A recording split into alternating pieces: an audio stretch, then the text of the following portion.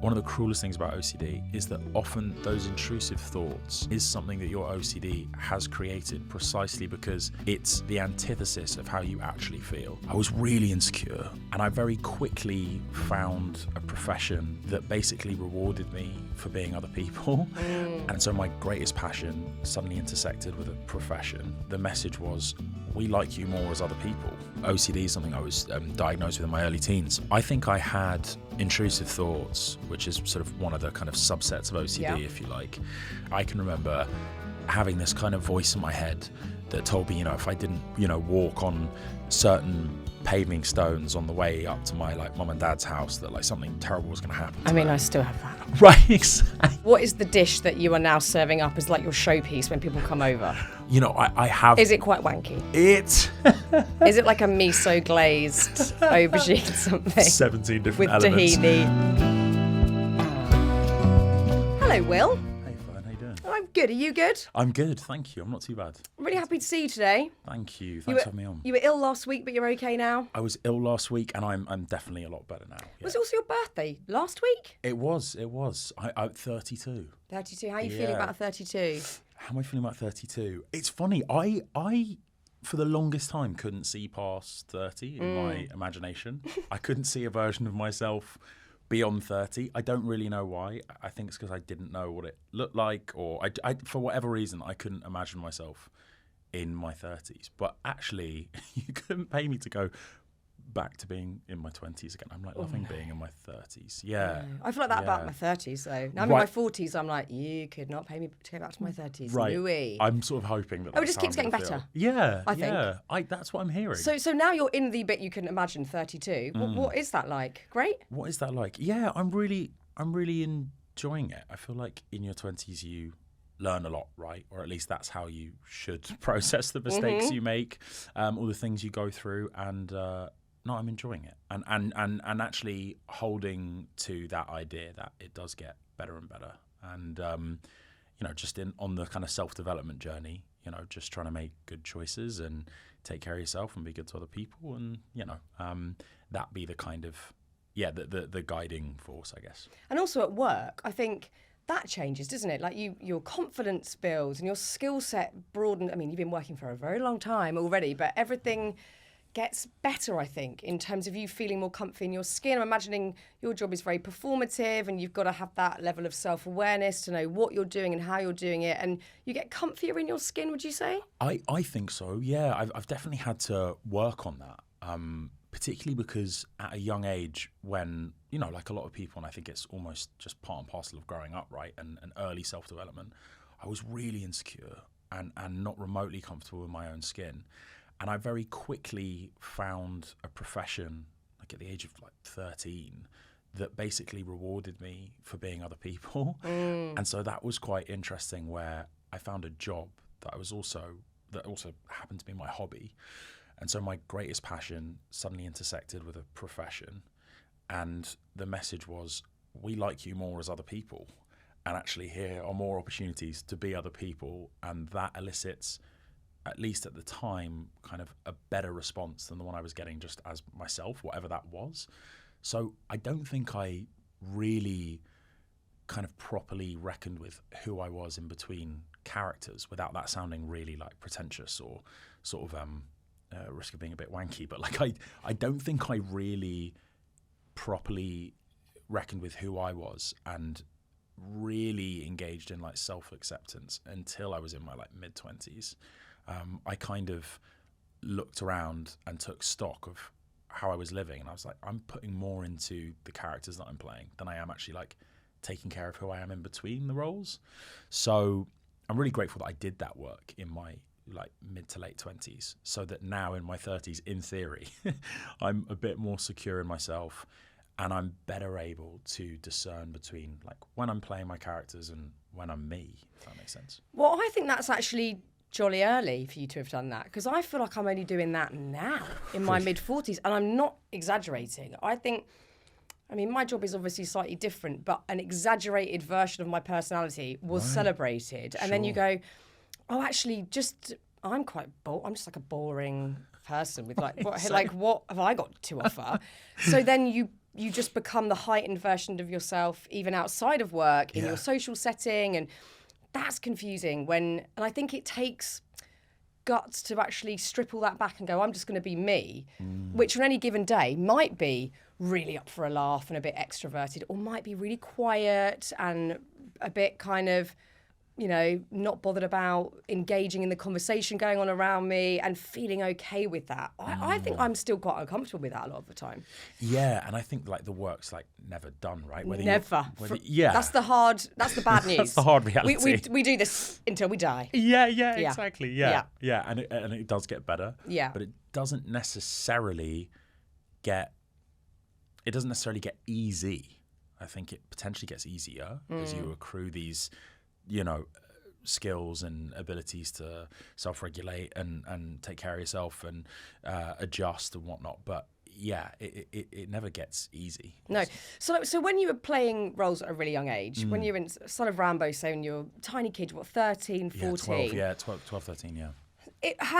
So you're already getting that message, okay, this character is getting a great reaction, so this is brilliant. When you then go back to school or are with friends, were you tempted to take a bit of that character with you, sort of hijack a bit of it for your own life? How did that, because you're so young, do you even have the awareness to know what's the character and what's you at that point? Yeah, it's funny because, look, I might have misspoken in the sense that like I never really confused who I was with the characters, but one thing was for certain was that I felt more confidence playing a character than I did being myself, because being myself just felt like less stable ground, because it required sort of more consistency and that when you're hormonal and growing up and struggling with your mental health, as I was at that age with sort of several undiagnosed kind of mental health issues. I just didn't settle into a consistent version of myself. I was so overwhelmed and burdened with what other people thought of me. And then I think finding something that gave me some version of instant gratification. Like I knew when we'd got a take. I knew when performing live when something, got a laugh and didn't. It just, there was a more recognizable feedback loop when I was playing a character or when I was at work. Whereas as a person in between playing those characters and being at work, I didn't have that gratification. I was constantly living with the uncertainty of, did someone like me or did I say the wrong thing? And that was a big source of my kind of anxiety for the longest time was, am I enough? Am I okay?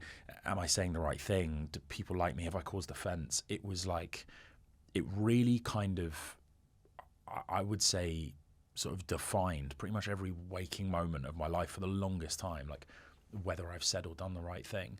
And that is with like really wonderful parents and a school that was really supportive of me going away and doing that work, and a really like privileged and fortunate start. And I think that only allows me to kind of empathize with how hard it is for folks who are potentially like much less fortunate than me in that respect. Yeah, I mean, it's tricky. I think this is a really interesting conversation to have, because most people listening to this will have been racked with worry that they've said the wrong thing, that they've pissed somebody off. I mean, I've wasted whole nights of sleep worrying about one thing I've said that the other person probably didn't even hear. Yep. and I'm literally in a negative loop of panicking. And I would say only in the last 6 months have I managed to find a level of, it's probably not even peace, but I can live alongside it and not lose sleep. That's and I huge. feel so good about that. Yeah. One of the things that's really helped is Mel Robbins has got this brilliant, I think she's coming on the podcast soon, has got a brilliant short phrase, which is let them. So if someone's talking shit about you,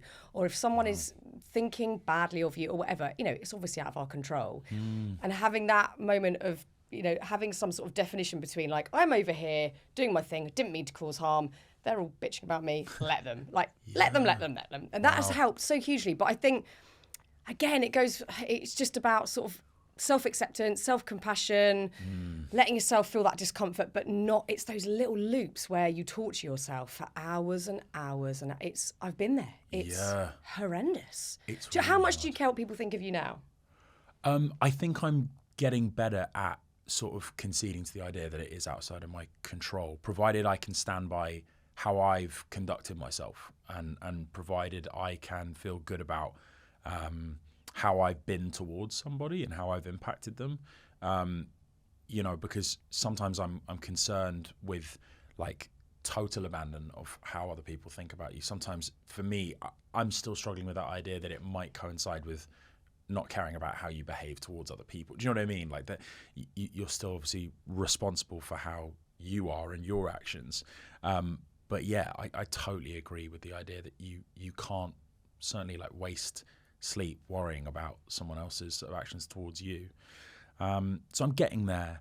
I think the biggest challenge for me on the self-development journey has been sort of self-compassion. And I even use that over self-love because for the longest time, and I suppose still to a degree, the concepts of self-love, and I don't know whether this will strike a chord with anyone listening, but the concept of self-love was always something I really struggled with because I couldn't unmoor the concept of self-love from like something that felt kind of self-indulgent or like selfish or even like a little bit narcissistic at times, and that's not what I feel today. I think it's quite a British perspective on it. Like, yeah, if you really hate yourself, you're exactly. Who the fuck do you think you are? Loving yourself. It's just very British to really hate yourself. Exactly. Yeah. The Americans have got some things right. They've got and they're far more advanced, I think, on this area. In that area, for sure. 100%. And I think practicing at least self-compassion has been really, really important. I think it's also because some of the like, if I may say, the like marketing around self-love just felt a bit like cheesy. Yeah. I think you can definitely say that. Do you know what I mean? Yeah. Like a little bit cheesy. Yeah. And also that concept of starting with yourself in order to better serve other relationships. It just felt counterintuitive for the longest time. I was like, if I want to be, a better servant to my relationships in my life, be it family, be it friends, be it work, whatever it is, the concept of starting with yourself just felt like selfish, but it works. But it works, and that idea of filling up your cup so that you are able to pour out to other people's cups and kind of, be dependable as well. I really believe in, and look, it's still very much a work in progress, but I'm getting there. And self-compassion, I can say all the time. Self-love, I don't say as much. I think it's because I spent so much of my time not loving myself. Yeah, it's hard. But yeah, maybe I'll get there. I don't know. I just think when you grow up in this country, it's just really hard. It's just a really hard concept to think, I really like myself and I'm going to champion myself. It's because the messaging is not that outside of ourselves. It's a really tricky one. I mean, you have been extremely open talking about your mental health and talking about OCD, generalized anxiety disorder, periods of depression. I would imagine being in Hollywood, being a big actor, is not conducive to those things evening out down the line or even managing them well. Would you say that's true? Yeah, it's really interesting. I saw Jesse Eisenberg speak about this brilliantly the other day, and he's got a film called Real Pain, which I don't know if you've seen, but it's fantastic. Him and Kieran Culkin, I watched it just recently, and it's amazing.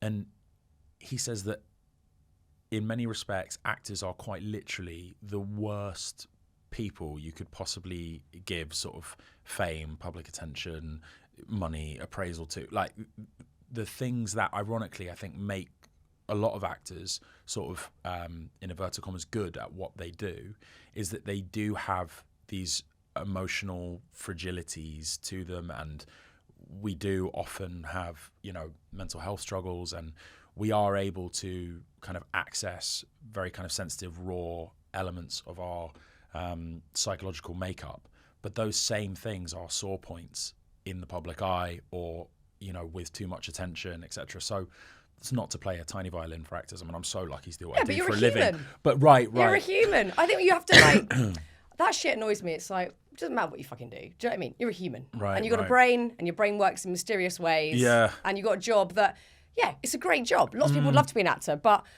do many people want to be hounded by the press and their every move scrutinised and everything highlighted under a magnifying glass? I don't think so. Yeah, I know. It's not fun. Right, and I still feel that element of, more comfort in, playing a character and presenting that as my work, and then just, Stepping away. back and just kind of being me and being kind of relatively private. And even though I feel comfortable in my own skin, or more so than I did in between roles, I'm still private, and I still feel like public attention and the things that you mentioned do kind of erode at my well-being ultimately.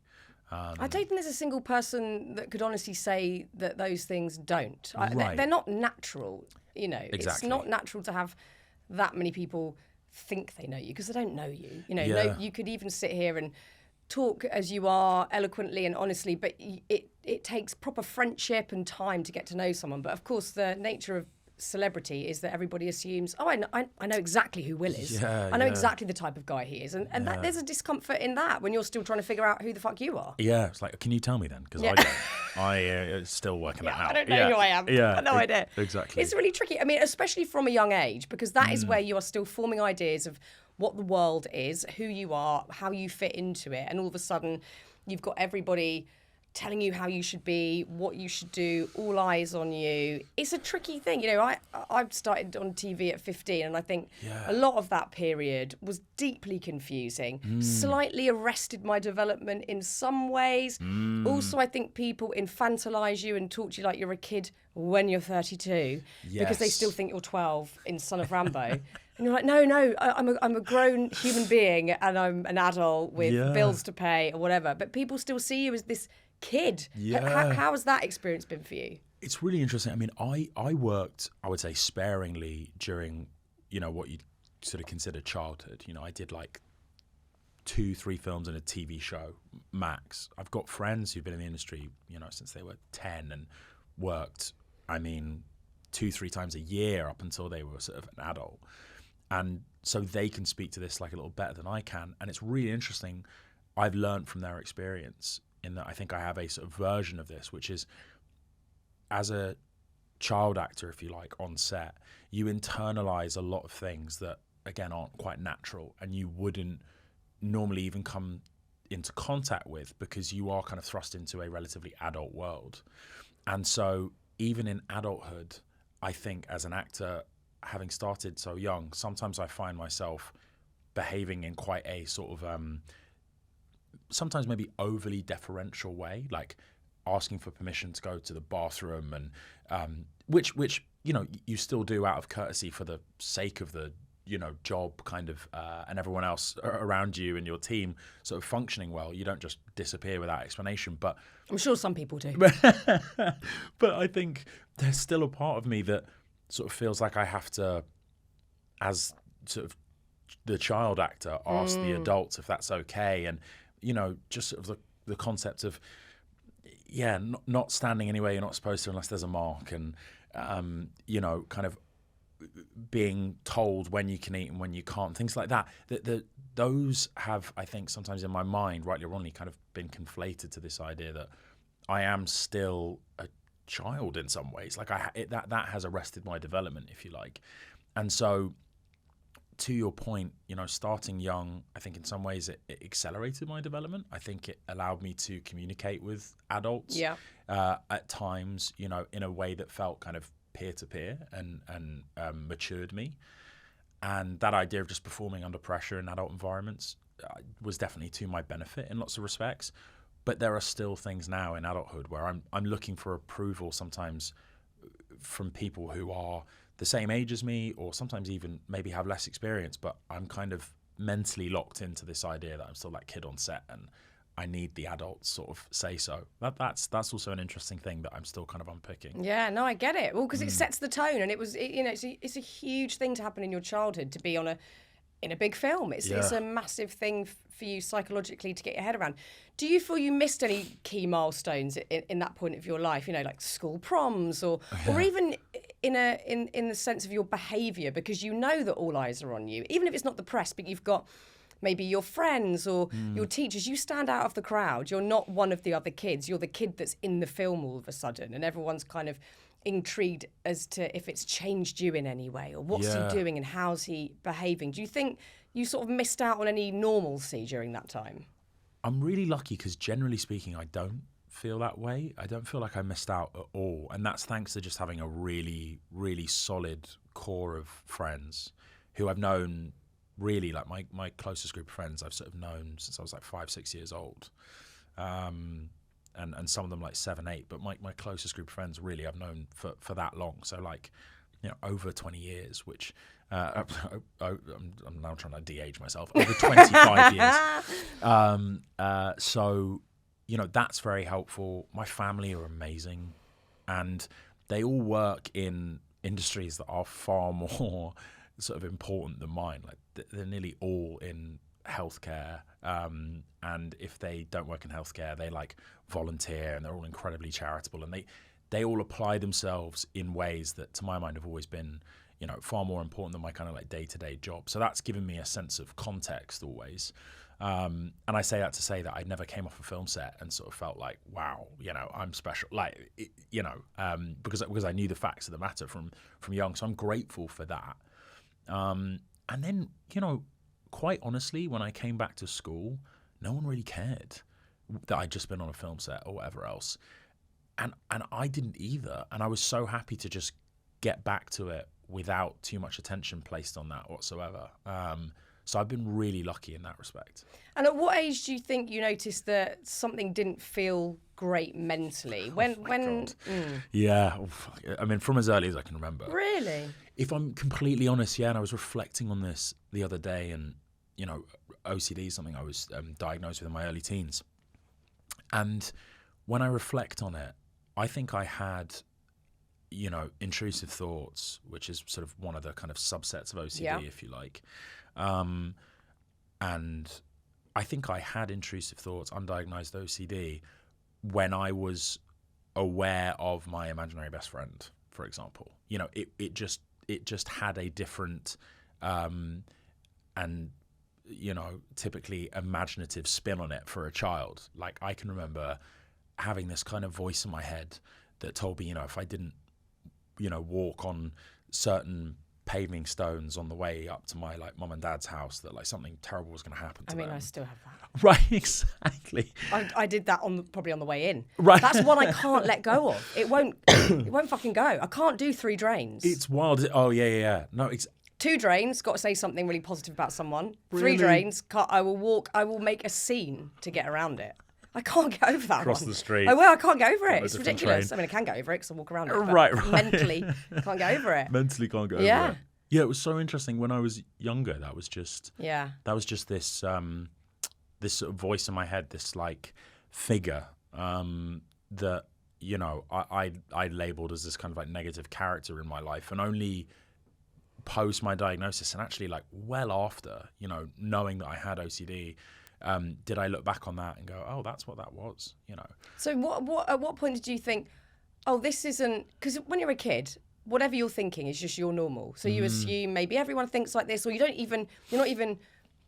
have the awareness or the detachment to think this is a thought. It's just you walking around. So at what point did you assume this is a problem, actually? This is causing me stress in my life now. Well, I was really lucky. I got access to therapy in my early teens. I was probably 14 when I first started experiencing kind of obsessive compulsive thoughts and the ruminations and intrusive thoughts. And, until it was diagnosed and until I received that therapy, I just thought I was totally alone with this condition, or not even condition at that time, with this way of thinking, with this sort of defunct brain. I was so scared. And that's I think the scariest thing about, any mental health issues. And you can never underestimate how alone someone can feel in their state. Even when you're telling someone, oh, I have anxiety too, or oh, I deal with intrusive thoughts, or I have OCD. I know, because I've been there myself, 90% of the time, the other person's looking at you going, yeah, but you do, but not like me though. Yeah. And it may be that you are within 5 meters of someone at any given point who is experiencing the same thing or a version of that thing, or, it's really quite a sad and potentially quite British expression, but it is also quite true that like misery loves company. Yeah. And there's some strange comfort in a way of knowing that other people are struggling too. And that's not because you want other people to be struggling, of course, but it makes you feel less alone. And there's also comfort in knowing that you can be a support to someone just as they can be a support to you, that there's opportunity for mutualistic compassion and support. And I think I took some comfort in knowing that, I'm not alone. And I can also recall, and obviously a lot of advances have been made in respect of the mental health conversation and how openly people talk about mental health. I can remember when I was going through it, and I mean, into my late teens, maybe even early 20s, when I saw people talking openly about mental health, I'd sometimes think, oh, don't publicize that, or don't put that out in the open. Like, that's to speak to your therapist about, or your family, and of course it is a subject that you ideally want to do that with, a therapist, family members, friends, anyone in your private life. But the power in also being open about it publicly, I've learned that I don't think you can underestimate how much that can potentially help someone else. It's huge.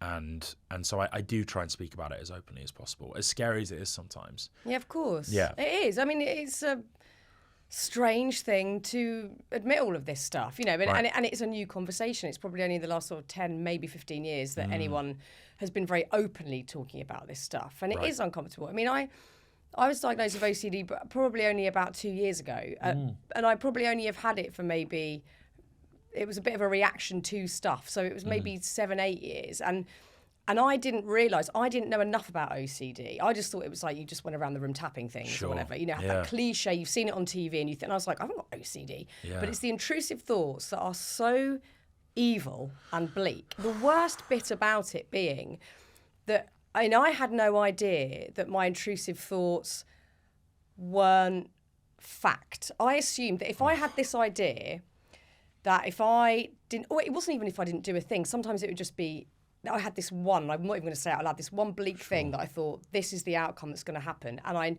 it's going to happen because otherwise, why would it keep coming into my head constantly? Yeah. And it wasn't until a therapist said to me, it's not real.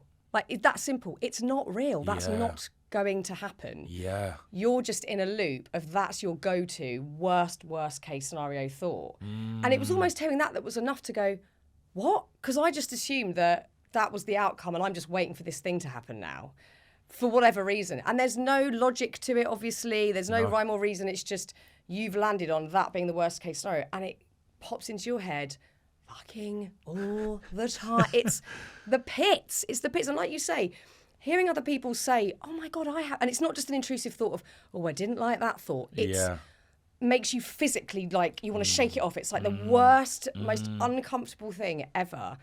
And I didn't even know that was OCD until someone told me, like, 3 years ago. Oh. So we do have to have these chats. We do have to talk about this stuff. And, if 2-3 people listening to this go, oh, fucking hell, that's actually causing me a lot of stress and I've never told anyone that. Yeah. Or maybe I've got OCD. It's not about going into self-diagnosing yourself with everything under the sun. But I think if you can put into context these things and know that they're not real, that is helpful. So important. Yeah. The distinction between fact and feeling. It's important. Is massive. Yeah. And you're so right. It's one of the cruelest aspects of OCD is I think it totally distorts that. And I think through repetition, and just the constant rumination, it blurs that distinction between fact and feeling so much where you start to confuse your feelings for facts and vice versa. And, something I actually saw, and I want to mention them only because they spoke about this openly on a podcast and I really appreciated it. And I haven't told them personally, but Jordan and Harley of Rizzle Kicks, I heard them talking, as they have done, like, quite openly about their mental health. And something really, really interesting that I believe Jordan said about Harley, and the two of them spoke about this kind of in tandem.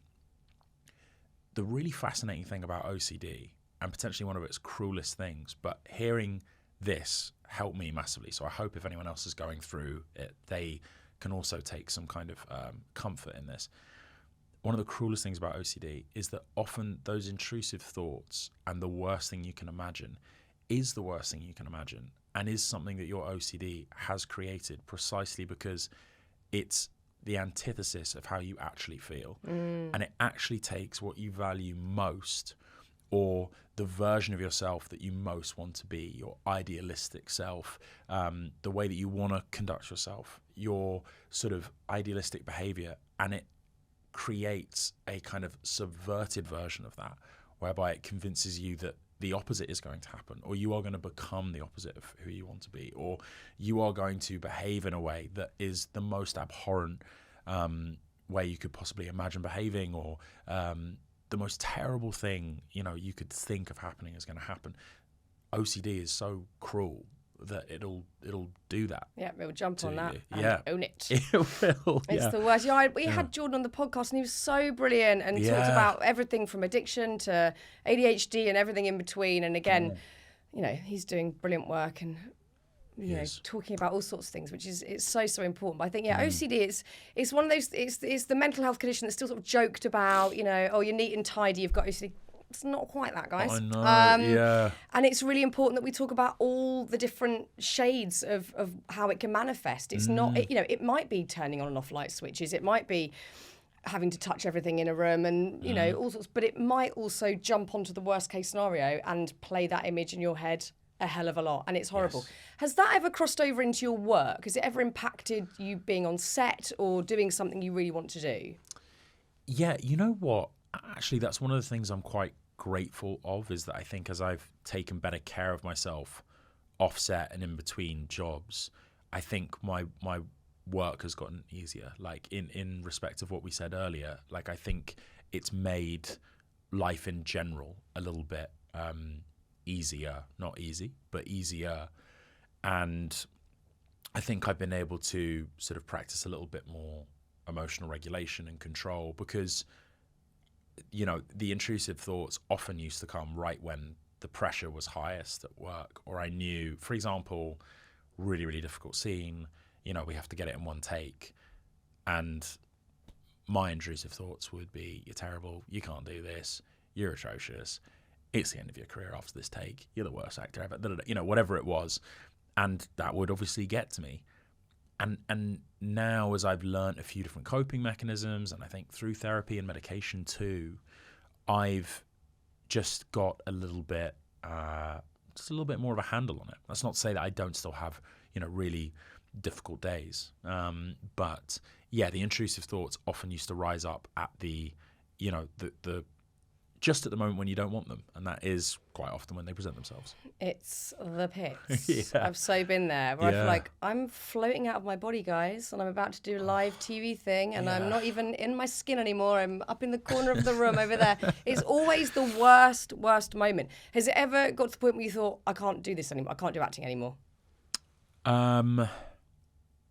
Thankfully not. And it's the weird double-edged sword I think I was kind of referring to earlier of being an actor, whereby in a strange way the depths that I've sunk to as a result of OCD, anxiety and depression are the depths that have allowed me to act certain things, perform certain roles, embody certain characters. And it sounds so odd. I mean, I would never wish OCD, depression or anxiety on anyone. But in a weird way, I think my capacity to go to those depths or feel that kind of darkness also allows me to appreciate the sunlight and, the lighter moments and, feel things in an antithetical way where I'm happier for it too. It's really odd. And, I think maybe that's just a coping mechanism in itself, right?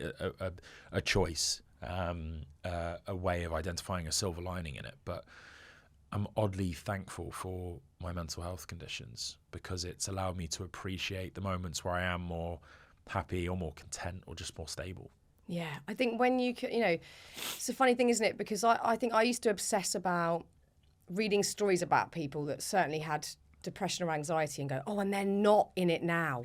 How did they get to the bit where they're not in it? And cling on to that like it was some sort of ascent rather than it being a big wiggly line, which we all know it is. Big wiggly line. Big bowl of pasta. Yeah, exactly. Yeah. There's like peaks and troughs, and there's bits which are really awful, and then you have moments where you're feeling really great again, and that's amazing and to be celebrated. But I think that's the interesting thing, is I used to think that you just would crawl out of it and then you're just like happy forever and everything's great. But actually, if you can learn to lean into those bits where you're not feeling anxious. At the moment, I don't have any anxiety at the moment. That's great. Maybe a combination of, doing therapy, which I feel very lucky to do, and a few other things going on. And that's not to say there's zero, but it's a damn sight better than I was, say, 7 years ago, where I was just having panic attacks all day long. And I think when you can really appreciate those moments where it's not around and trust that you're in it now, and and it might last for a while. It's so lovely to have that appreciation for just normal, level-headed, feeling balanced, grounded life. I totally get what you're saying. And also I totally understand what you're saying about having that access for these characters to evolve and to be brought to life, which makes you bloody great actors because you believe it, you see it. And, we had Chiwetel Ejiofor on the other day. He was so amazing. And we had a sort of similar chat about how much you bring of your own personal experience to a character. And he was saying he actually tries to not do that too much, which really surprised me. He doesn't necessarily want to go to those depths or draw on it too hugely, but I feel like what you're saying is the opposite. Like, that's helpful. You can dig around in this little pool of shit you've been through and bring it to a character. Yeah, a little bit. And rather like every actor's sort of process is different. Like, everyone's sort of mental health experience is different, right? I think one of the things that constantly gets overlooked in the subject of physical and mental health, and the two need to be sort of spoken about as being more intertwined, because I believe they are more intertwined than kind of we maybe talk about. One of the reasons I think it's kind of interesting when we talk about dieting or training regimes in the context of physical health, there is this kind of one size fits all attitude, and that's really interesting because everyone's digestive system and microbiome and their family history, genetic, all of that, body type, all that stuff is so wildly unique that the idea that sort of one size fits all just doesn't make sense to me. And the same is true when we talk about mental health. I think look no further than a complicated organ for your brain. It's like everyone's neurochemistry is so unique and different. And it's also fascinating to me that I think neuroscientists, and this is some real like back of a napkin math here, but neuroscientists sort of openly say that they kind of only really understand 30% of the brain. Yeah. It's a little bit like being a geographer and being like, well, yeah, we understand the green bits, but the blue stuff we're still trying to work out. Like the 70% of the world, like the sea, we don't know what's going on there. No. But we can tell you what's going on with the green. Like that's what's going on with our brains. And so the idea that the same meditation practice or the same medication or the same form of therapy or the same self-care regime is going to yield the same results for everybody is just untrue. So there is an element of trial and error, and there is a real degree of sort of finding what works for you. And so bringing it back to the acting conversation, I know that to be true of acting because I know it to be true of my experience with my own mental health. And it's such a intimate relationship with psychology acting. I think that's why I love it. And it's a study of human beings, and it's a study of the human condition and psychological development. And so for me, I can't really approach it all that differently. And I think I'd be lost if I didn't draw on my own personal experiences. But also, I would love to be as good as Chiwetel Ejiofor acting. So whatever he's doing is clearly working, and it's fascinating to see different people's approaches. It is, because really I guess you don't want to dig around in tricky parts of your own psyche for your job and be left in that state, surely. Right. To go home feeling slightly re-traumatized or like you've taken yourself to a place of deep depression because your character needed it. Do you have anything that then gets you back to, and I'm going home now and I'm going to cook a meal and go to bed like I would normally? Yeah, being around like friends and family and reconnecting with people I really love and care about is huge. I think that's probably a mistake I made previously, whereby post a job, I sort of went straight back into chasing the next thing, or I don't know. I would sometimes just not be as sociable as I ought to have been, and I sort of almost forced myself into contact with people post jobs because I know how restorative it is. So I do that now. It's company, and I'm really lucky that I have great people in my life with whom I kind of can talk openly about mental health as well, should anything kind of arise. I mean, I talk about it very regularly. Would you on set? Because I think, especially with anxiety, if you're feeling certainly panic, the worst thing you can do is just internalize that and not say anything and be in your head going, oh my God, I'm going to have a panic attack and no one knows. Do I look normal? And everything is just wildly out of control in your head. But actually, as soon as I've had it before, and I've said to someone I'm working with, I feel like I'm about to have a panic attack, so I'm just going to step to one side for a minute. And then it goes, because you've said it. The worst thing is when it's sort of breeding and percolating in secrecy in your own mind. Yeah. Would you feel comfy to do that on set, to say, I'm just feeling a bit off here, guys, I need a minute? Yeah, it's really interesting, isn't it? Because, just returning to that idea of the distinction between physical and mental health. And there is, of course, some distinction, but like I say, they're not really spoken about as being as intertwined as I believe they are. If you were physically ill or you had broken your leg, saying that, explaining that, you wouldn't feel nearly as much, discomfort or, self-doubt as you do if you say, that mentally you're struggling with something. And I think that I don't have really any issue when it comes down to, struggling with my mental health and saying as much. And in my experience in recent years, I've seen an increasing level of kind of empathy for that, and less and less sort of, call it friction around, that being a problem, or someone sort of making allowances or compensations around, not being in a great place mentally. I've been really, really actually sort of encouraged by how much empathy there has been within the industry around mental health struggles, and recognizing mental health as I think we ought to, with the same level of respect as we have for physical health. So yeah, I haven't personally had any kind of too many issues in that regard. That's not to say there isn't still a lot of work to do. Well, it's like any workplace, isn't it? There's going to be people that are receptive to that conversation, have things in place, resources, and other people that maybe they haven't been personally touched by it, or they're just not bothered about it, and it's a place of work, and it's different, I guess, wherever you go. Absolutely. I read that you when you were filming Dopesick, that really got you thinking about your mental health in different ways. What kind of happened during the filming of that? It's such an interesting show, and obviously one that, the opioid crisis is something that is still a huge problem. You were shooting in Virginia, where there is an opioid crisis, and I believe that a lot of the crew members were sort of quite touched by what you were filming, because it had obviously touched all of them personally in some way, or by extension there was someone in their life that had been through it. How did that impact you filming it? Yeah, that's a really good question. That was sort of a perfect storm for me to kind of have a sort of tough time of it mentally.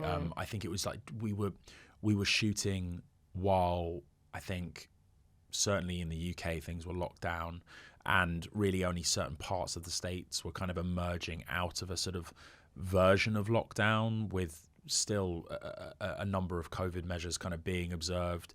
And it was quite an isolating experience. Just for me personally, I was the only kind of like foreign hire out there shooting at the time, and I just spent like an overwhelming amount of time alone, post lockdown, where I'd been kind of alone for a long period as well. And it was odd. I feel a sense of survivor's guilt and just general guilt in how kind of well I feel like I functioned during lockdown. Like it was quite a, if I may say, like quite a nice breather for me mentally. And I was in a really kind of like regular routine, and save for, the amount of contact that I would have liked to have had with friends and family, I had a really fortunate time of it in lockdown. So I think when I emerged out of that and then found myself in a kind of working environment, I think I almost had a delayed reaction to the sort of sense of being institutionalized that I think a lot of us sort of felt when we were in lockdown, and it kind of all hit me at once. And I had a really, really tough time of it, because I think the themes of the show and the nature of the character that I was playing really did actually sort of penetrate the kind of armor I'd built up, or it managed to sort of get past the mechanisms that I'd built and the sort of coping skills that I'd learned up until that point in respect of playing a character, and that being a distinction from who I am. Is that because he's a pharmaceutical salesman who was, complicit in things that you might not necessarily agree with? How much does that fuck with your head, knowing that you're, it's a character and that you're an actor, but you're still having to deliver these lines and act out on things that you wouldn't morally necessarily be aligned with? Yes, exactly. You know what? I was really annoyed at myself that I didn't. I was really angry at myself that I allowed the character and the themes of that to kind of like seep into my sort of everyday life, or I allowed a blurring of lines between the character and myself as much as I did, because, I thought I'd known better at that point. I thought I'd got past that. As you said, it's an up and down squiggly line. It's a bowl of pasta, which is a very strange analogy that I use, but a lot of my analogies are food based. I'd allowed for this sort of tangling of wires between who I was and this character, and I felt really silly, and I also felt like, oh, it sounds a bit pretentious coming from an actor, like, oh, I've got lost in the character kind of thing. But I kind of really did sort of start to really come away at the end of the day sort of really hating myself and feeling really guilty and feeling really ashamed. And but I will also say that the compassion and the empathy and the kindness that I experienced from the show creators and the producers at that time was unbelievable. Wow. And they were really amazing to me, as were my friends and family. That's one of the examples I'm talking about where I've been really fortunate. And I recognise, and you're so right to point out that is not an industry standard, unfortunately. No. And it obviously ought to be, and hopefully we're moving in that direction. But I was sort of surprised by how well I was looked after in that moment, because I really was going through it, and it was kind of becoming an enemy to my progress or my ability to do my job to the best of my abilities. Well, I guess also people on that set really cared because they knew they were making something that wasn't just frivolous fun. It was something that was, happening in the moment, and it was affecting people that you guys were working with. And it's a duty of care. They've got to get that portrayal across accurately, but also they don't want to damage someone's mental health in the process, I'm sure. And, you just want to work with people that get it and care about. And I'm sure you're, part of your process in choosing what to work on is very much based on what message you want to put out there and how you want to deliver it. Yeah, definitely. Yeah, exactly. And I think one thing I also learned, over the course of my career is like, I'm prepared to say when I don't actually feel mentally well enough to do something. And of course, at times I've been in a very privileged position to be able to turn down work in order to kind of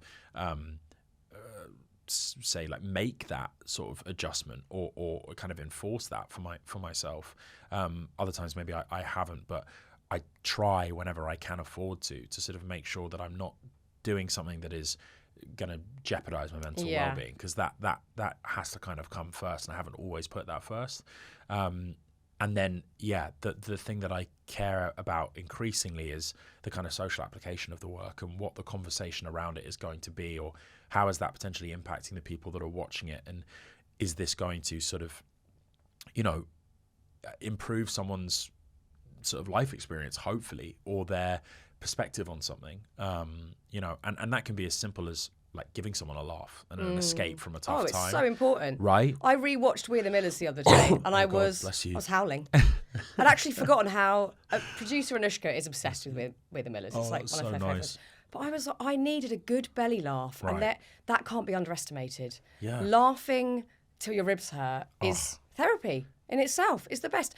And then let's talk about The Bear, because this is obviously a show that we all know you're a huge fan of. I am a huge fan of it. Extremely excited to be a part of. I'm more of a fan than a cast member, if we're honest. I really am. Like, they've let a fanboy. But you've got such a great character, heavily tattooed pastry chef, who has these, deep, meaningful conversations whilst making delicate pastry. It's such a combination, but you're just loving filming that. I am. I'm really loving it, Fearne. Like, I'm so lucky to do that. That was a show that, in truth, it was a show that I'd been trying to sort of make myself for like 10 years. I've been obsessed with the hospitality industry and have so much reverence for people who work in it, and chefs in particular. And I've been wanting to sort of create something about chefs for a long time, and I've sort of half-penned very bad scripts and, you know, devised pitches for a show about this world before, and never really got anywhere with it. And rightly so. Like, everything I created was not very good. I'm first to admit that. And then when The Bear came along, I was like, oh, this is what I wish I could have made. This is it. And so I got the chance to meet Chris Storer, the creator, and I just said, I would love to have any small role in this if you would have me, sort of thing. And didn't really think anything would come of it. I had a dynamite conversation with Chris, and I was like, if nothing else comes of it, I've just connected with a lovely human who's so talented and even more importantly, just a nice guy. And he was kind enough to write me that role of Chef Luca, and it really was life-changing and really life-affirming. And it also underscored, I think, an instinct in me, which is that cooking and, you know, interactions with food, and especially the creation of dishes and sharing it with people, is really good for my mental well-being. So good. Yeah, It and is other people's, hopefully. the I don't best. burn anything too badly. Oh yeah, I know. Yeah. I'm making a lovely little dal for my parents tonight, and I'm already working out what is amazing. going in that little fucking dal. Yeah. What is going in? I cannot wait. My mum will go, "Can I help?" No, I'm doing it. Yeah. I'm making this with love Yeah, for you, for and you. the intricate process of doing so will make me feel so good. That's How so were your nice. pastry skills before The Bear? My pastry skills were like literally zero. So how much you had to go to pastry school? What happened? So I was really lucky. I loved cooking, and I was like a keen home. Pastry's hard. Pastry's so fucking I've tried hard. to make croissants. It's near impossible. It's the layering of the butter is insane. Fucking nightmare. It's I've a done nightmare. it once, and they were sort of vaguely passable. But Right. like if you saw them in a shop window, you'd be like, "Oh Jesus, what happened there?" Like they were, they were edible, is all I mean. Yeah, it's the laminating process, Oh. and basically doing it in the room has to be the right temperature, or Oh, I else. didn't know this. This is a tip I need. Okay, Oh, so the yeah. room's at what temperature are we talking? Well, I wish I knew. Okay. You only have to look at my croissants to know I didn't get the Okay. temperature right. But like, yeah, the butter melting out in between the sheets of pastry Awful. is a fucking nightmare. Shit show. Yeah, absolute shit show. Yeah. It's objectively one of the hardest things to do. Yeah. When I read the part, I was so excited. I'd never seen my name written in a script before. So what I mean to say is normally, you know, it says the character name, and in the email that you got, you know, it says, "I'll take a look at this character for the purpose of auditioning or meeting," This whatever is else. for you. And it said Will Poulter next to the character, and I was like, "Fucking hell, that's my name." I was so excited. And then it said pastry chef, and I thought, "Oh fuck." Ooh. You know, I could just about maybe fake it with some training as a you know, chef who focused on savoury, but pastry I knew nothing about. And actually it was great because it put me outside of my comfort zone. And I got straight into training, and I got really lucky. I got to work with Courtney Storer, who's our unbelievable sort of producer. She's head of all the kind of food stuff on the show.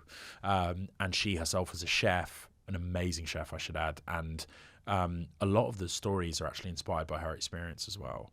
So started working with Courtney immediately. And as a result of working on the show, I've got to work at amazing restaurants: Black Axe Mangal in London, St. John, Trullo, from the lovely Connor Gadd. I got to work with Dave Berron at Pajoli in Santa Monica, and his new restaurant Celine in Santa Monica. Wow. And they've just been like dream experiences. I've been so lucky. So from all of those amazing restaurants, what is the dish that you are now serving up as like your showpiece when people come over? Oh my gosh. You know, I have... Is it quite wanky? It... Is it like a miso glazed aubergine something? 17 different With elements. tahini and yeah. No, Okay. it's not. Do you know what's really... I'll tell you what's really like embarrassing is for all the things that I've learned and had to like make for the show or in preparation or dishes I've helped out on, etc., at these restaurants. Like, my favorite thing to bake is cookies. Yeah. Like, so simple. Yeah. I've become quite obsessive about them. And my favorite thing, cookies and brownies are something that are so easy, but they're also like so shareable. And, Universally loved. yeah, exactly. And at the end of the day, people like want to eat that shit. Yeah, So they do. if I'm being completely honest, it's as simple as like cookies and brownies that I'm making the most these days. But I'm really excited to get back into my cooking this year. Do even more of it. I love it. And you know, I think one of the things I've realized through the show as well is there's a massive parallel between acting and cooking, in the sense that what you're doing is you're emotionally transferring something, and you know, in a character, in a performance, I think you are trying to emotionally affect someone and appeal to their senses, and cooking's exactly the same. Yeah. You are putting, you know, emotion into, you know, something you're creating. You're often playing on people's memory and appealing to their sense of nostalgia, and you're also adding senses to the experience, like smell and taste.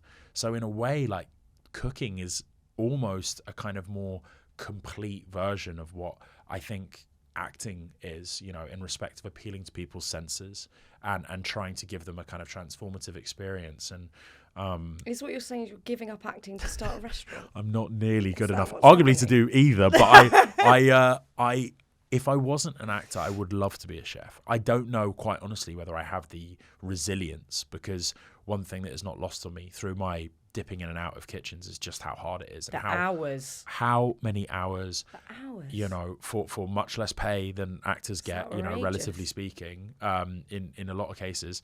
And yeah, the hours are really, really intense.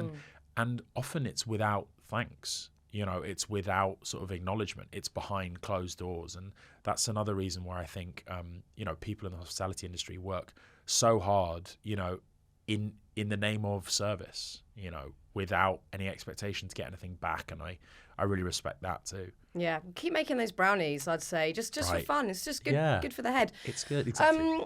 We're going to finish by asking you, where is your happy place, Will? Where is my happy place? My happy place is in my mum and dad's kitchen. Oh, that's nice. Yeah, I think so. You know, I've been trying to recreate, and I hope to recreate, the feeling in my kitchen that has always been in my mum and dad's kitchen. What's the magic there? What's the little thing that's... My mum's food is Yeah, a great. big, and my dad won't be offended by that. It's not that he doesn't contribute to the magic at all, but you know, he'll agree that in large part it's down to my mum's food, which has always kind of brought my family together, regardless of what we've all been going through. I think food, and specifically the food that she's created, has kind of nourished us all from both a physical and mental place. And so I've taken great inspiration from that. I think it's why I'm in love with cooking, and I'm in love with food, and, you know, really, you know, my involvement in the Bear, it feels so kind of special and personal. That's all really in large part thanks to my mum, and the sense of kind of community, and how much our family has kind of benefited from her cooking in that kitchen. So Oh, your lovely mum. my mum's a legend. She's head chef. So Love that. there you Yes, go. chef. Yeah, Yes, chef to mum. chef. Exactly. Oh, well, it's been such a Yeah. treat talking to you. Thank you, Fearne. Thanks for having me on. I'm such a fan of the podcast, and it's so Oh, special. thank So you. thank you for making it.